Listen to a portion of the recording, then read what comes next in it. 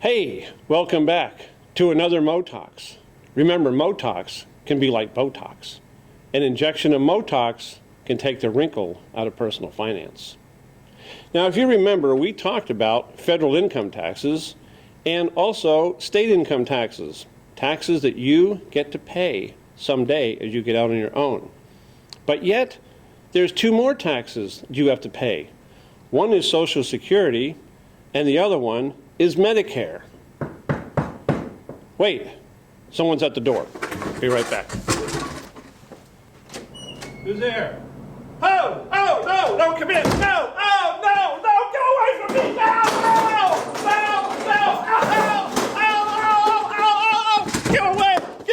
get away. Oh!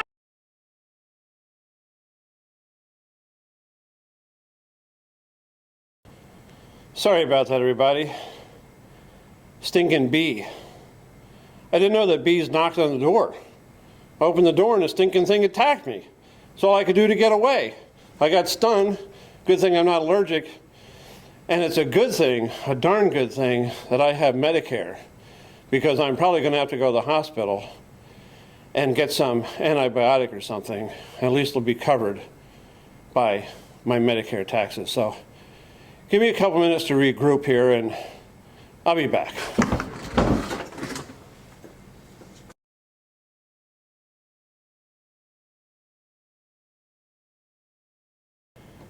Okay, folks, I'm glad to report that I'm okay, and I recovered from that bee, but you just never know. You have to be careful. But anyway, seriously now, let's talk about Social Security and Medicare taxes.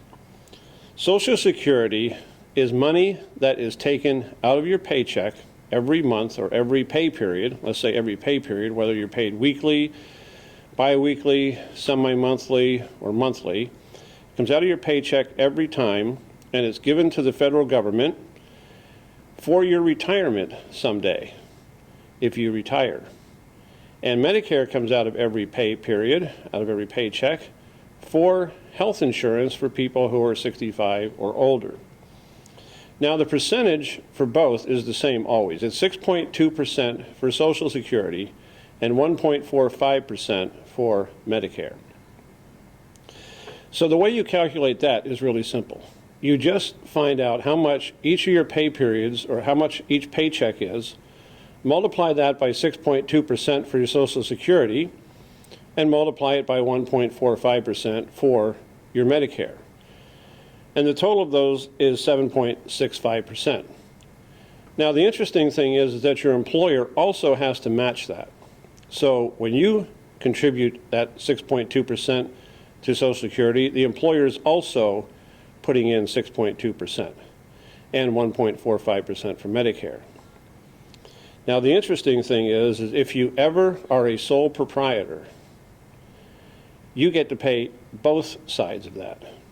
So you get to pay the employer side and the employee side. Now, there are ways around that, but that's beyond the scope of what we're talking about right now. So it's really fairly simple to figure out. There's only one thing. According to the book, Social Security ends after you make $90,000 per year, which means if you make $200,000 a year, you're only going to pay Social Security on $90,000. And $90,000 times 6.2% is $5,580.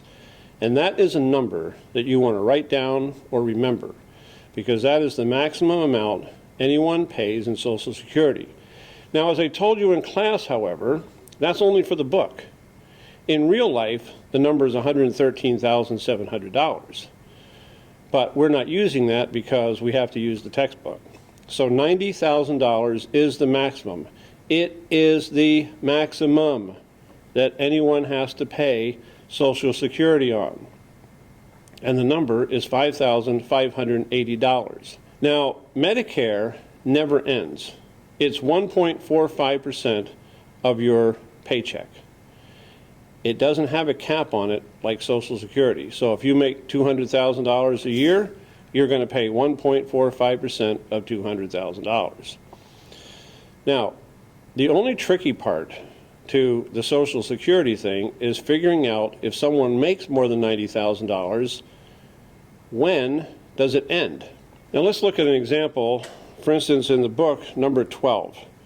It says that this lady is earning $98,000 a year and she's paid monthly, and they want to know how much is going to be withheld in December for Social Security and for Medicare.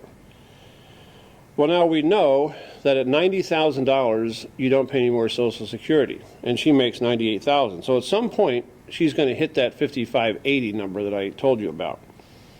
So the first thing you have to do here is take the $98,000 and divide by 12 to figure out how much she's making per month, because she's paid monthly.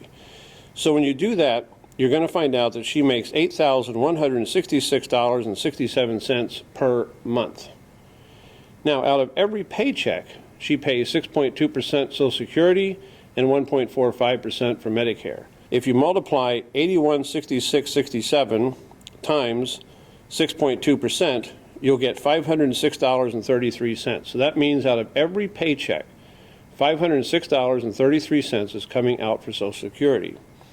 Now they want to know how much she's going to pay in December. Well, if they want to know how much she's paying in December, let's find out how much she paid by the end of November, which is the 11th month.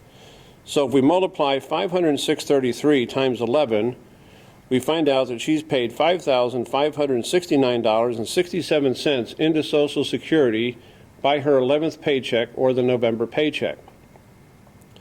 Now she has to get to 5580. Remember that magic number, 5580. She's almost there. So if I subtract 5,569.67 minus $5,580, I see that she has to pay $10.33 in December, and then she has hit the 5580 number for the year. So that means her paycheck is going to be a lot bigger in December. She'll have some money for Christmas gifts that she didn't expect. Or maybe she did expect, but she hasn't. So she only pays $10.33 in December rather than $506.33, where she's been paying every other month. Now for Medicare, it never changes. So in Medicare, she's going to be paying $118.42 every month. So in December, she'll pay $118.42. Okay? And then it asks for the total for the whole month of December. Well, you just add $118.42 for Medicare and the $10.33 for Social Security, and you end up with a total of $128.75 coming out of that paycheck. So it's really not complicated, but you just have to remember for the book, and I'm saying for the book only because in real life it's different, but for the book it's $90,000 is the cap for Social Security. And the magic number there is $5,580. And Medicare never ends. It's always 1.45 times your paycheck or gross pay. Okay? And that's all there is to Social Security and Medicare, just more taxes for you to pay. Aren't we happy?